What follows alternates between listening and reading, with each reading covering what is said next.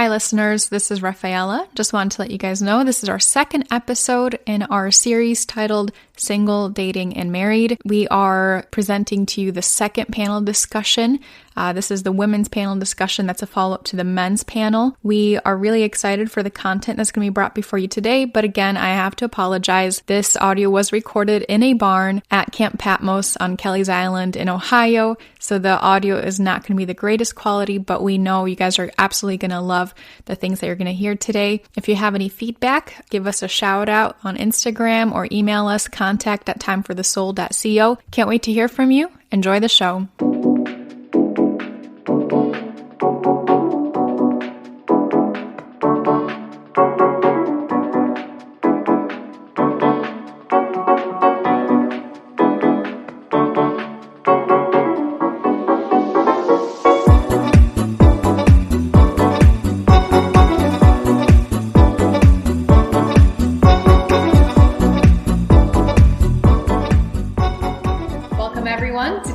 Soul, the podcast where we talk about life, the universe, and our Lord Jesus Christ. We have here on this beautiful island in Ohio called Kelly's Island, Ruth and Liana. Hey everyone. And we have our lovely ladies for the women's panel, Ligia, Sierra, and Debby. Hi guys. Hello. Hey. We're so excited and so honored to have you guys on the podcast with us. Last time we talked with the men about relationships, singleness, dating, and this whole subject. And this time around, we're having the ladies sit around the table and give us their perspective and their views on relationships and singleness, marriage, dating, all of these things. And we really hope that you guys enjoy the conversation and that would be helpful for you guys as well as you're walking along this journey. But before we begin, I want you guys to introduce yourselves. Sierra, if you'd like to start. My name is Sierra, now Matei, but I was Sierra Russ. I just got married this past summer in June. My husband is Junie, who was on the podcast the previous episode. Mm-hmm. So we live in Michigan and we go to Bethesda. Nice. I'm Debby Balint. Chris is my cousin, not my husband. I am single. I'm not as tall as Chris, but I do like walks on the beach. And then I also go to Bethesda from Michigan. My name is Ligia Murzea. I'm married to Daniel Murzea. I've been married for, it'll be 19 in October. Did he say 19? He did. I just jumped ahead. Okay. Yeah, 18. It'll be 19 in October. And I also go to Bethesda. Thanks for coming, guys. All right, we're excited. So these questions that we're going to be working off of were questions that came in through the Instagram anonymously. And I guess to start off, we're going to start off with this question. What kind of qualities should a girl look for in a guy? Should physical attraction be considered one of them? Not dropped it gorgeous, but attractive to the girl? Oh, I'm going to say something about that. Definitely want to like how your guy looks. That is something, I had a list of, somebody mentioned this to me when I was young and dating, or not dating yet, but single, looking for a guy. And they're like, why don't you just make a list of what you think you would want in a guy? And I did make a list, and that was one of the things I wanted. I wanted him to be tall. I wanted him to have dark hair and blue eyes. Wow. My first thing was passionate for the Lord, and so I got all of those. Amen. Later on, I wish I would have added some more things. But the Lord did give me those things later, too. We worked on some things. Wow. Yeah. That's really interesting because I just heard somebody else say, oh, throw away the list. Forget about the list. Don't even look at it. What do you guys think about that? Should we have a list for what we're looking for, or should we have no list for what we're looking for? It worked for me. Example of a list that works. Yeah. I wasn't like so specific, like I want his name to be or I want his height to be, but I knew what I liked too. Mm-hmm. I knew what, many times I was attracted to a certain type of a guy in that sense. So then I knew what I liked, and I know that God knows what we like too. Yeah, great point. I feel like the list almost just helps you sort out your thoughts of like, wait, what am I actually looking for versus like, hey, this is my laundry list of like, I need to have a guy that's this, and this.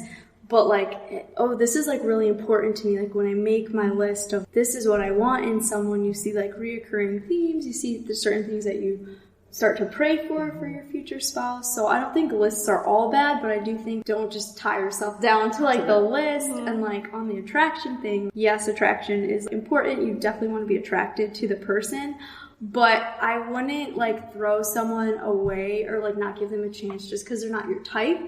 Because I feel like us as girls have types. Like I like tall, skinny hipster guys, or like I like really buff guys with beards, or you know, and like Junie was just not my type. Like I thought he was very attractive. I feel like we've talked about this, but I always like skinnier guys and like more like the artsy guys, and like I didn't want someone with a beard or that worked out or anything like that. Junie's got a beard and he did bodybuilding and like, you know what I mean? Like, but he was still attractive, but just because he didn't fit my mold of what I wanted, you should still give someone a chance, you know, just because it's not exactly like your list. In what ways did he actually answer some of the things you were praying for?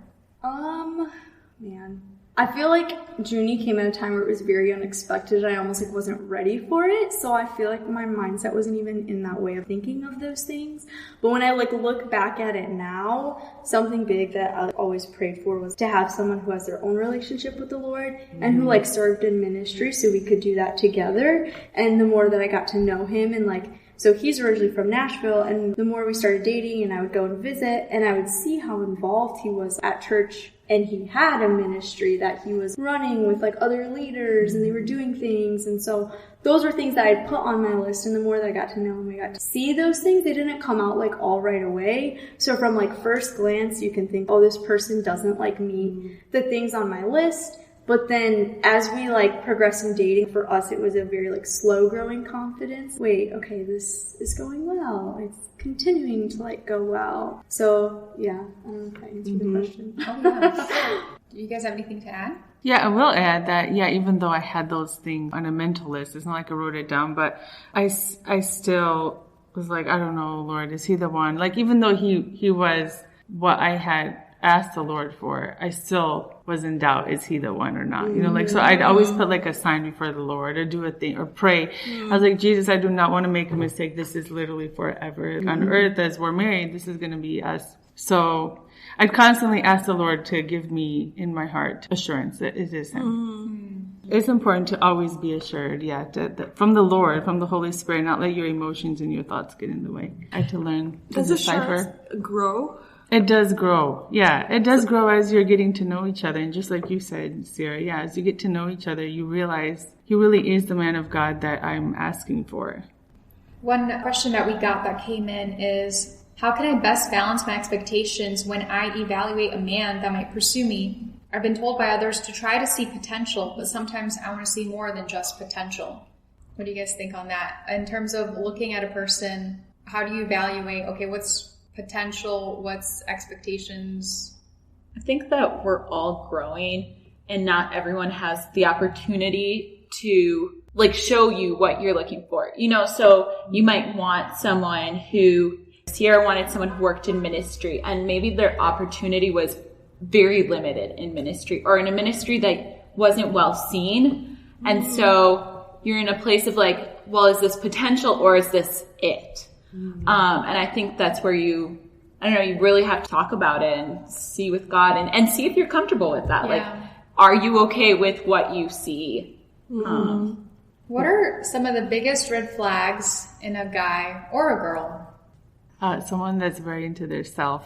That is the biggest red flag. If you're pursuing somebody that all they think about is their self first, then you know that's either they're not mature enough yet to really go on, or, you know, I'm not saying necessarily he or she is not the one for you to marry, but they'll need to grow. They need to mature before you actually get married, because otherwise that'll cause other problems in your marriage. You know, to be more mature, not be just self-oriented. Like, how do I feel right now? I'm feeling sick. I'm this. I need that. Can you go buy me this? Can you go do this for me? Like, it's all about the me or the other person. So that's dangerous. And that's the same with us girls, as we're, you know, just to think about that. It's not everything is about us. I would say anger would be a huge red flag for me. And I don't know if somebody gets angry really quick, and even like if you're seeing them in group situations and if someone disagrees with them and they get angry real quick, I'd say maybe wait a couple of years until they've worked that out before you even give them a chance. That's just... Yeah, I think someone who doesn't know their identity in Christ and just like lives very fleshly or just struggles with like the basic principles of God loving them, that would be really hard, because ideally you'd want someone that you can serve with, not someone that you need to constantly pour into as a child, like a child. I think too, having like, if a guy's emotionally unstable, that can be a really big red flag, because like as a girl, you are so emotional and you need stability in somebody who's like really steady. And I remember my mom telling me like, one of the things I love the most about your dad is how like emotionally stable he is and steady, and he's not always changing his mind or feeling one thing, and he is steady and he's a rock for me and an anchor for me. So I just feel like it would be very exhausting if you were emotionally unstable and then someone else who like is having a harder time being emotionally stable. So I just think that's something to just like be aware of, you know?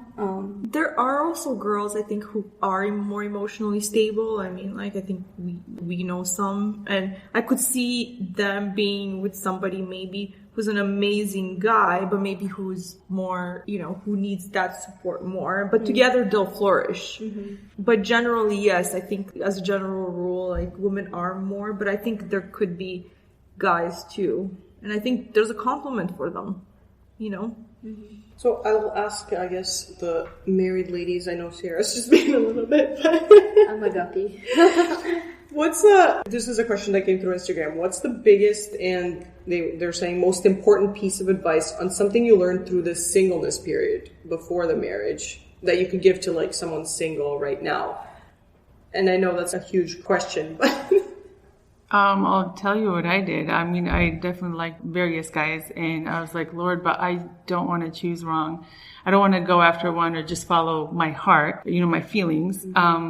So I asked the Lord to just not let, you know, to help me focus on Him. That was the biggest thing. And Jesus totally helped me and guided me to just focusing on Him. And then Daniel showed up at a time when I was like, I'm focusing on Jesus so right now. So, you know, hold on. You're like, thanks, but no thanks. Yeah, and He's like, but I like you. He did say he had a tough time with you initially. Yeah, because I was like, just wait a little bit, you know. So as much as I was ready before, when I was like, I decided I'm just going to focus on the Lord and what I want to do for Him, or what I want Him to do in me too also. Yeah, and then I wasn't ready when He came along, and He's like, so. So yeah, that's the biggest thing, is literally don't just be looking around constantly. That'll hurt you more, I feel like. If you're constantly searching, that'll just, you know, that hope deferred will just kill you. And I think that can be really exhausting too, when it's just like constantly looking. For the single woman, I was going to ask, what should a single guy do to make himself more approachable by women? Just making a face. Approachable by women? I don't know. What can a guy do to attract interest? He can talk. Right? Like, Good.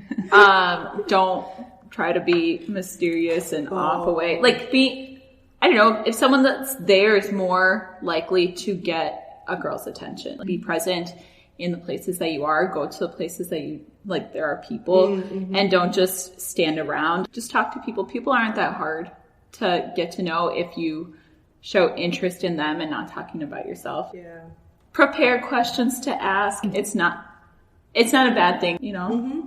One thing that popped into my mind, maybe because you talked about people who may not feel comfortable, but maybe you feel comfortable in certain situations, you know? Maybe you don't feel comfortable in one situation, but maybe you feel comfortable having people over your house. And if that makes you more comfortable, you know, you could create opportunities like that. Because so you're saying we don't create the environment where like you feel where you flourish, and then people get to see you. Right. I agree with that. Clubs, sport things, not like all men's soccer, whatever. You know, like join some co-ed stuff. Yeah. It's good practical advice, actually. Yeah, get to know people in more friend groups, talk to them in that, you know, those settings. We had a question that came in that I think was interesting. Do you ever think that people who didn't get married until later in their lives ever missed out on a great relationship as a consequence of one of their choices, i.e. focusing too much on career, not taking care of oneself, being too picky, etc., etc.? For sure. I think, yeah. Because, I mean, I just know my situation where it was like I said, Junie came into my life at a time that I wasn't sure that I was ready. And there was even, should I give this a chance? And there was hesitation. And I could have closed that door by being too picky about certain things, like how I said earlier, well, he's just not my type. You really can justify anything, I think, when it comes, when you're looking for someone or people pursue you. There's always something that you can find to justify why you shouldn't go for that person. And you can even make it sound very convincing to the people in your life for them to be on your side and be yeah, you shouldn't go for that person, And then if you don't, that's a door that's closed, an opportunity that's maybe forever gone. And so I definitely think that there are opportunities that can be missed because people are too picky or, What helped you overcome that? Did you have people in your life? Obviously I know you prayed about it for sure, but it's what made you let's get over this and give this a try? Yeah, I had been praying about it just in general. And so it was just interesting the time that he came along. I didn't expect it to happen so quick. Mm-hmm. And then when it did happen so quick, it's I prayed for this. And then I had one of my really good friends, Desi, who's married, and she's American. But she was someone who just gave me a lot of really good counsel. And her story with her husband wasn't super similar, but it had some parallels where she wasn't all in at first. And so her perspectives to me were super helpful. She would just bring perspective and ask us here, is that really a good reason not to give it a chance? Would really make me reevaluate things. And so I just feel her counsel and counsel from mom and my aunts. I think having counsel is really important as you are in the dating evaluation phase, because I said, it's so easy to find something and justify yourself and be yeah, this is why we shouldn't be together. But I had people who were on the other side of it that could help me see really clearly and ask those questions and but is that a good reason to not continue or to not even give it a chance? So that helped a lot, counsel.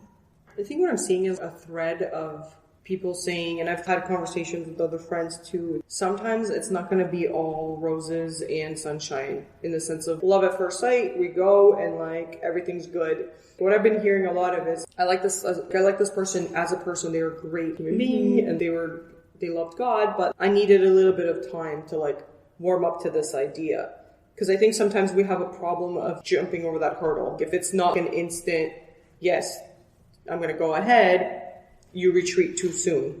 And I think we were mentioning, in the last episode, it's good to have mentors and people around you to guide you through it so that you don't perhaps kick something to the curb where it shouldn't be. Mm-hmm. Do you think an issue nowadays, and we talked about this with the guys panel, but do you think there's an issue nowadays with guys not stepping up to become strong, godly men? Or do you think it's girls having too high standards and scaring off potential husbands? Or is it both? I'm seeing that there's a lot of guys stepping up as far as wanting to know more of Jesus Christ, wanting to really have a relationship with Jesus Christ. That's what I'm seeing from the circles that I've been in recently. So I don't see that there's necessarily a lack of it. It just depends on what we perceive as girls as what is godly or not, or So in that sense, I think it depends on what. And I think Debbie mentioned it earlier. It's was there the ministry that they're part of? Is it just a little thing, or is it is something that really shines, really stands out? And so it depends on that too. It's not on our perception of it. Mm-hmm. What stood out to you about Danny as in, hey, I think this should be someone?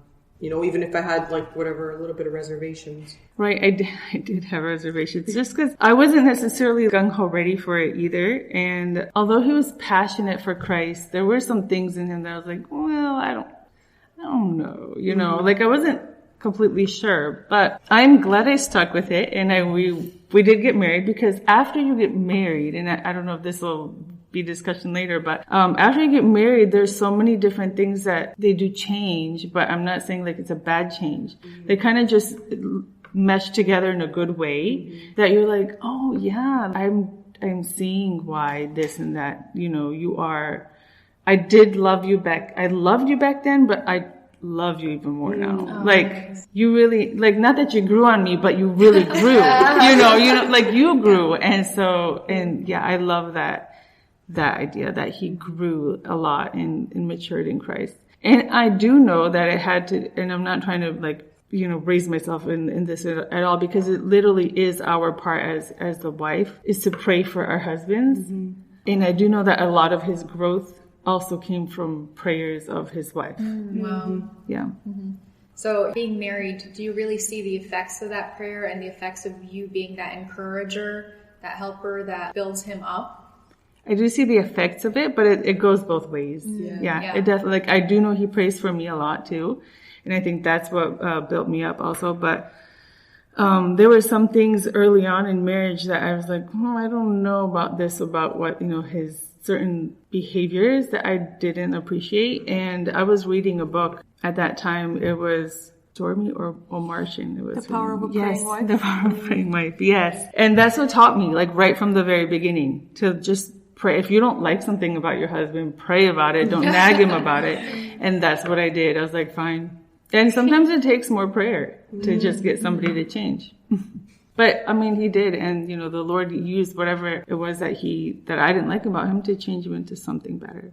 While people are in that season of waiting, especially in their singleness, is there any practical advice that you guys would give that people can apply today? It can be anything, like financial, exercising, fasting. This person said fasting.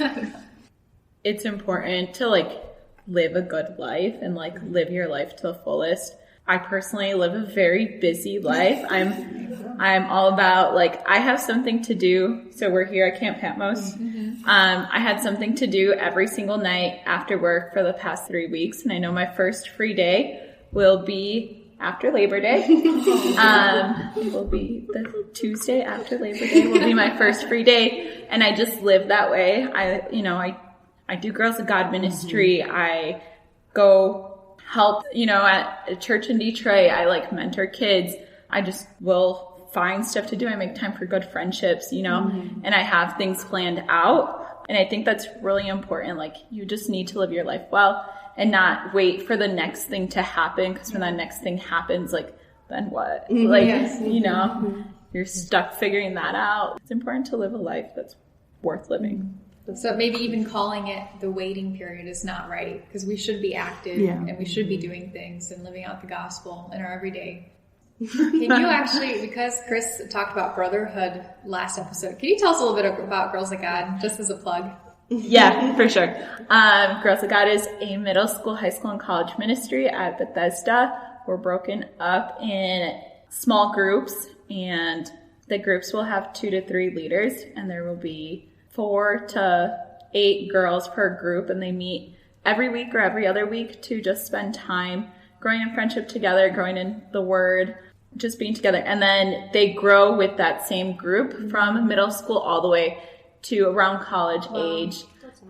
So someone could get mentored for a good 7 years and build friendships with people that might not have been their friend from Sunday school, or a lot of times you'll see cousins that are really good friends and they don't have friends outside of their cousins. So now they get the opportunity to make a few other friends that maybe they're not best friends with all the time, but they have someone that they can talk to at events, at church, at whatever. And I've been a part of this since I started attending when it first started at Bethesda when I was 16. Wow. Then I started running it when I was at 20.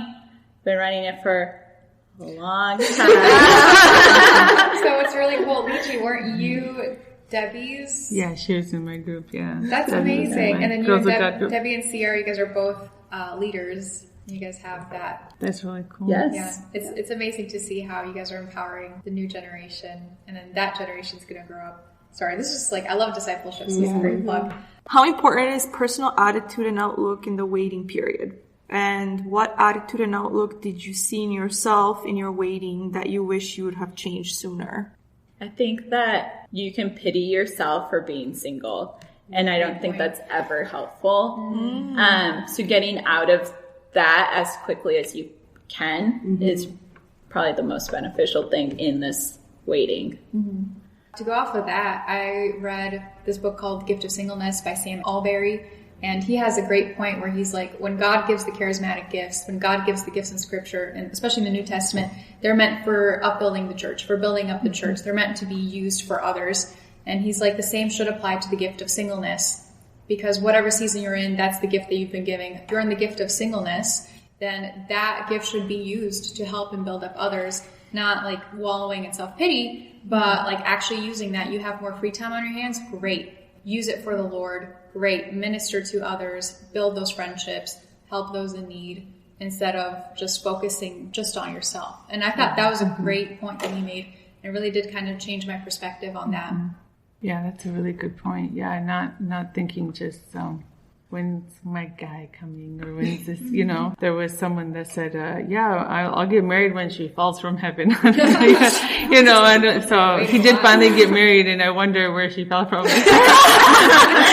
I was she in a tree or something? I don't know, but he was waiting and waiting, but that's the truth. You can't just be, you have to be doing the work of the Lord while you're in any point, any season, no matter when. And then even after you're married, that's another thing that some ladies are like, well, now I'm married and I'm done. I'm just going to be a wife and that's it. There's still plenty of work that the Lord has, for you to do. Besides you also working prayerfully alongside your husband, whether it's in ministry or just in life things, there's always something, whether it's with other ladies or with kids or with anything. Like, you don't just stop living the life that Jesus wants you to do. I will add to what Debbie said about like pitying yourself. I think there's moments of that. So I'll validate moment. I like to, and yes, there's moments when we have hard times, and sometimes it's even a spiritual attack. Like, I can go as far as to say like it could be a spiritual attack where like Satan comes against you and literally says you have no meaning, you have no value unless you're married. So I will validate those things happen, but we can't stay there. Like, you can't stay in that. Because I think then we start to get into are we even faithful to the Lord? If this has the ability to bring me that low, where's my relationship with the Lord in this? That's very How much trust do I put in God, and that like He's got me and that my life has meaning? So. And I think pity won't give you an answer sooner. Because I know, like, I fell into that thing where I'm like, if I'm miserable enough, God will answer my prayer. You know what I mean? And it's like, it's not. It says like praise opens the door for doors to be opened. Come through in these gates with thanksgiving and His courts with praise. I mean, I was checked on that because I firmly believed if I was persistent enough and miserable enough, I will get my answer.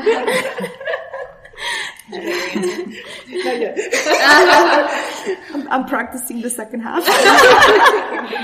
All right. So if one of the perks of being single is the freedom, the ability to, make friends super quick on a whim, go off to, different little trips and, have all the freedom and the time in the world. What is the joy of being married for you ladies who are married now? You go first.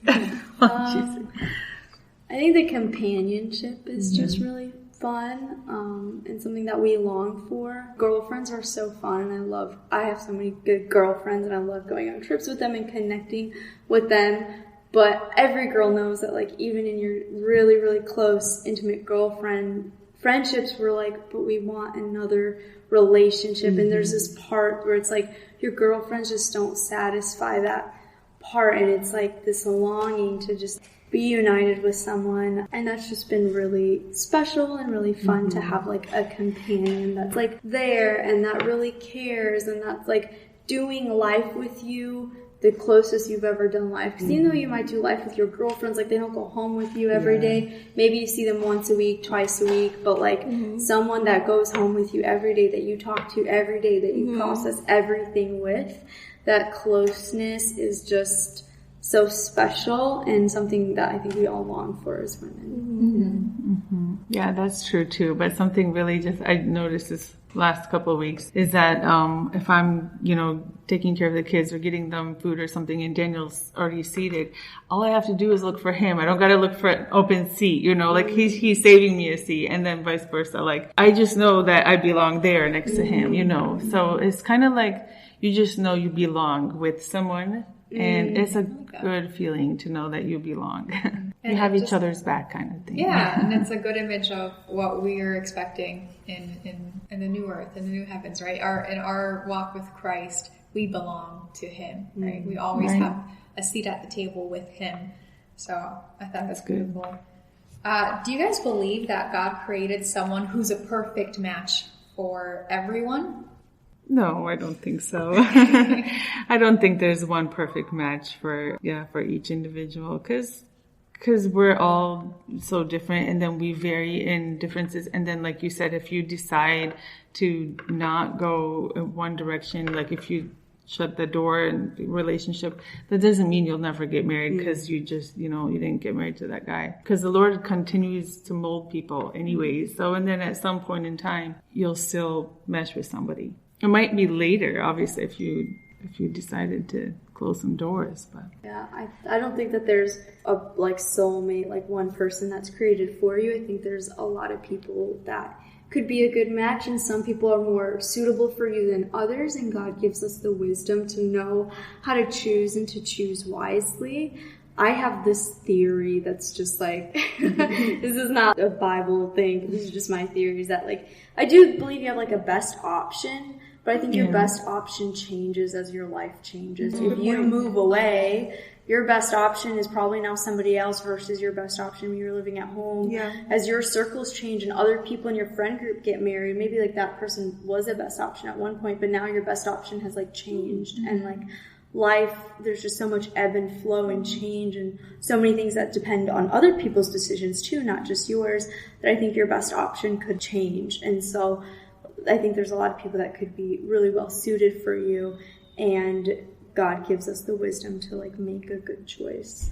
Yeah, I agree. I think thinking that there's someone specific out there is also dangerous, because if it starts to not work, and marriage is hard because life is hard, relationships are hard in a way. They're great, but even relationship with my sisters who are raised in the same roof is not always perfect. And if I assumed that I needed someone who was my perfect match and that wasn't working, well, I'd quit. Yeah. Well, I don't quit on my sisters, I don't quit on my friendships because they take work. I think relationships also take work. I'm single, but No, I think it applies. I think it definitely applies. Okay. Going off of that then, both for Debbie, what would be one of the most difficult things in singleness? And then for you ladies, what's one of the most difficult things you found so far in marriage? Waiting. Not knowing, I guess. That's a good point. Because I'm a good planner of my life. I was telling a friend, I hope my coworkers don't listen to this. This is as far as my career aspirations have gone. This is way further because I never planned to be a manager somewhere. I didn't see this far into the future. I didn't see myself single, and I assumed I would do something else. So the time of just waiting probably has been the most difficult of not the time was bad. The time was not bad. But just not knowing the future. Yes. Yeah, that's a good point. And making plans that you had thought you were going to do with somebody else. Right. But, now I'm saving for retirement. Right. A thought, this is a little thing, but maybe I'll go to Hawaii on my honeymoon. So I never went. Well, I went last year. It was a great time. Yeah. And it's just well, maybe I'll do that one day. And it's just, I'll do it now. Yeah. Mm-hmm. What about you ladies in marriage? Or actually, Sierra, because you're newly married, was there something in singleness that you could add to that? That was difficult. Yeah, difficulties, whether in marriage or in singleness. I think two things come to mind. One is just the pressure that our culture puts on us.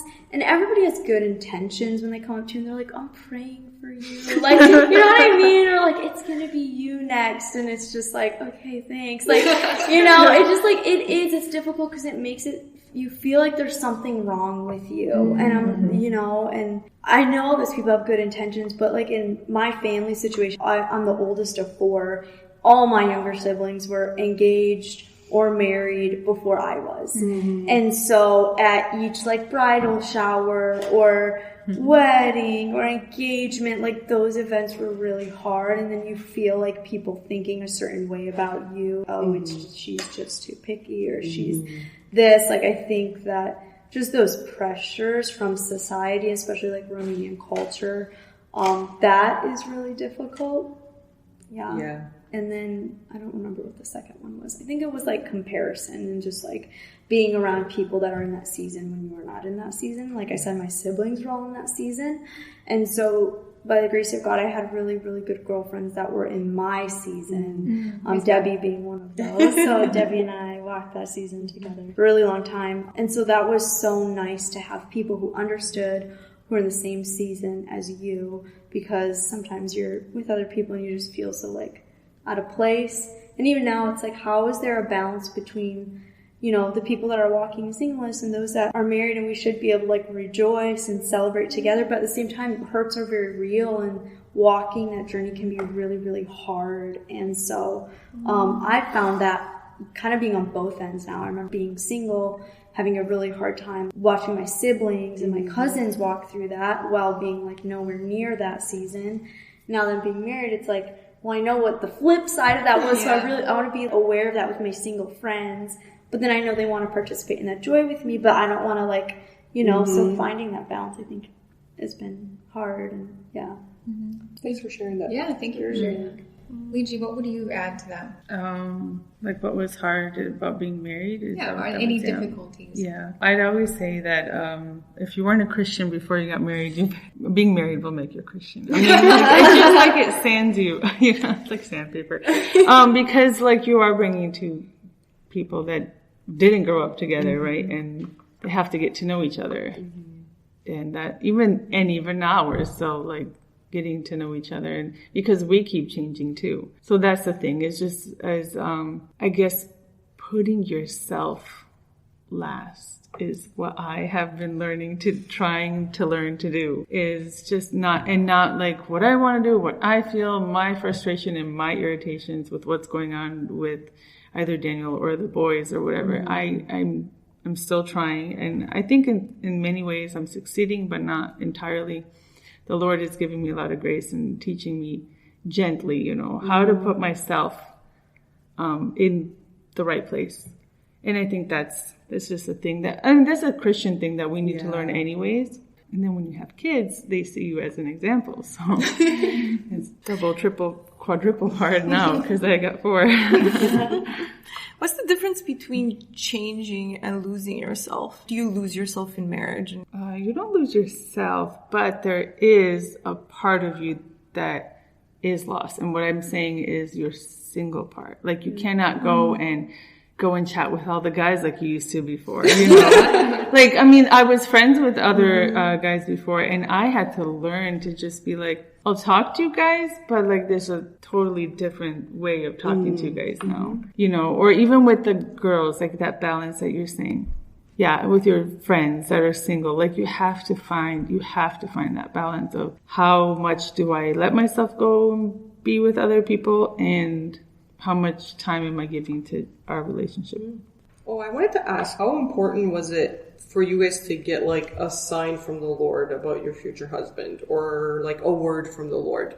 Did you need a word from the Lord to like cement knowing that this is it? And word of the Lord, I mean, like, did you seek out a prophet? Did you ask for a dream? Things like that. How important is that? Or is it more like of what you knew yourself and what the Lord was speaking to you yourself?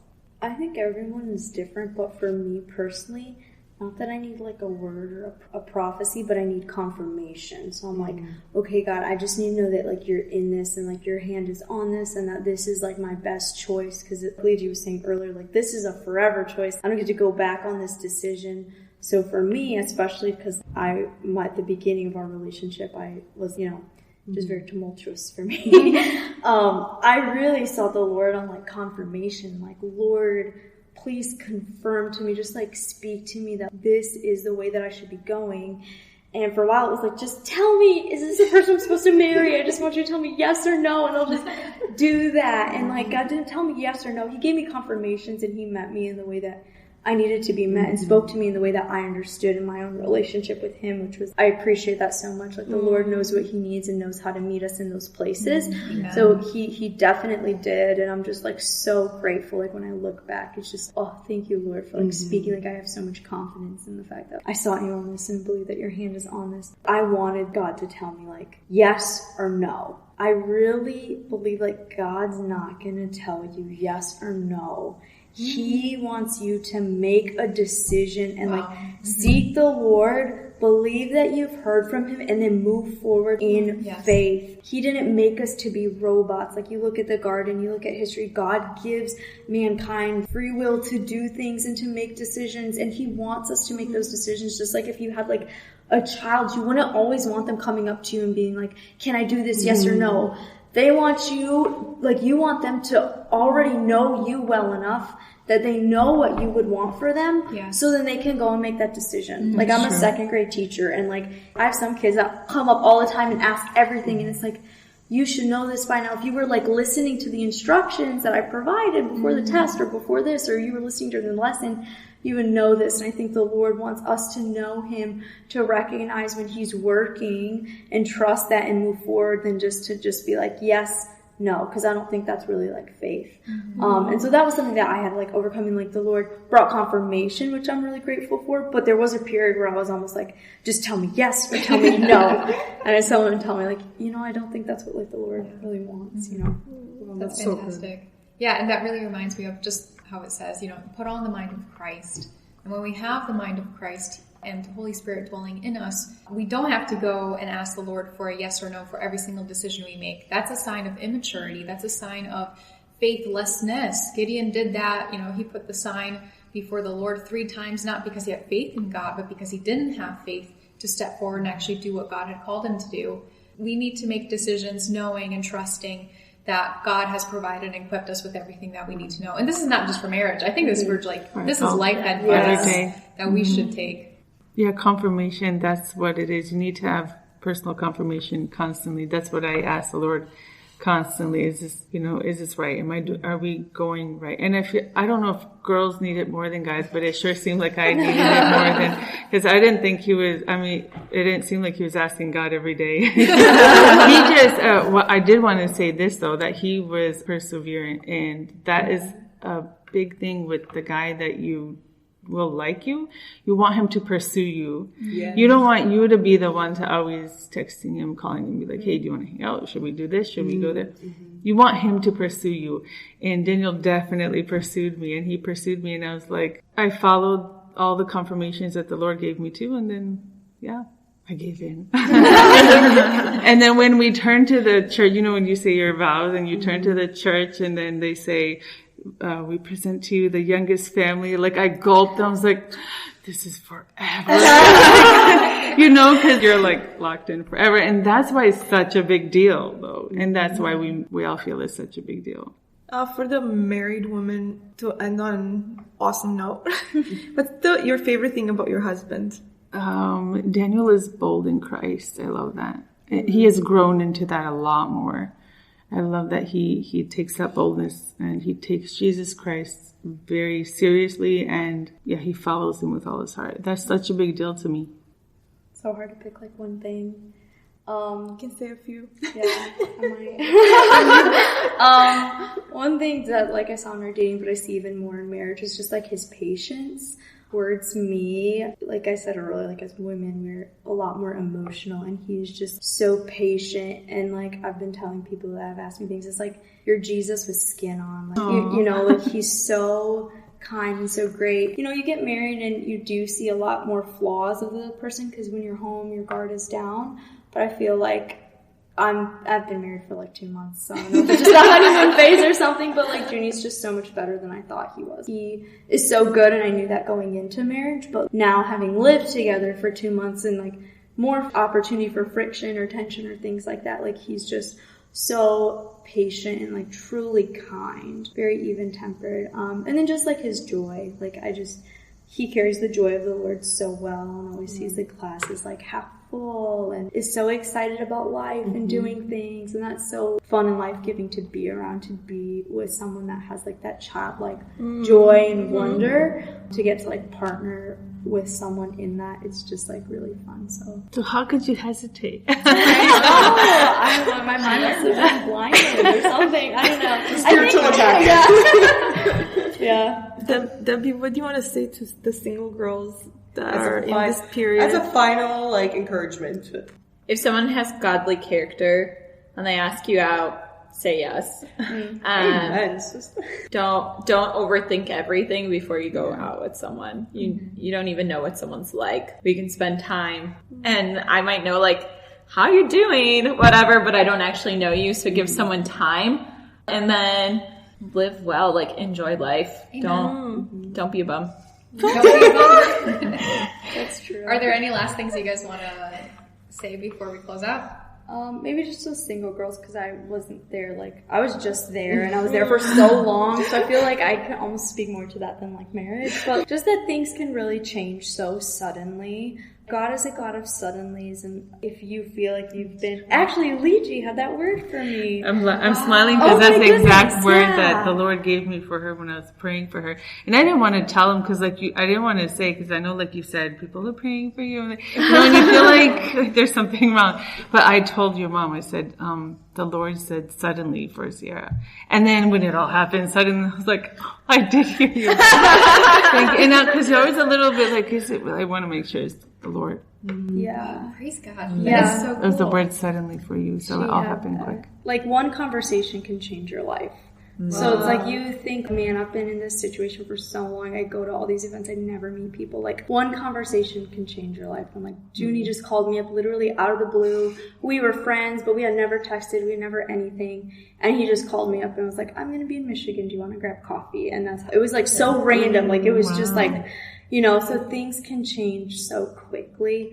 And God is a God of suddenlies. And I think there's so much hope in that. Amen. One last thing. I would say don't be discouraged, and then also have good girlfriends in your life. Yeah. That pray for you, that do life with you, that support you, and can give you good counsel. It's everyone at this table. Yes. It's been my They're all good BFFs. girlfriends. Yeah. You know, and life is so much better when you walk through it with someone else. Amen. And multiple people. Makes it even better. All right, guys, I just want to say thank you so much for this amazing conversation. This was absolutely fantastic. It warmed my heart. I really hope that the people who listen are going to feel the same way. We had a book mentioned that's going to be in the show notes, so just go to timeforthesoul.co to see that. If you have any comments or suggestions or feedback, message us on Time for the Soul podcast on Instagram, or email contact@timeforthesoul.co. Ladies, if someone wants to reach out and chat with you guys and give some feedback or like talk, how can they find you? I am not on Instagram right now, so I feel like I really don't have anywhere. What was it, Junie? But maybe Junie's account. Your joint account. Oh, okay, yeah. So my husband's account is _Matei. That would probably be the best way. Debby Balint. At Instagram, whatever. Yeah, I don't do Instagram. So. Find me in the church parking lot. I'm usually there. You'll find me at church. Yeah, or email if it's necessary. These girls have my emails. Yeah. Well, thanks everyone, and until next time, we'll see ya. Bye-bye. Bye. Bye.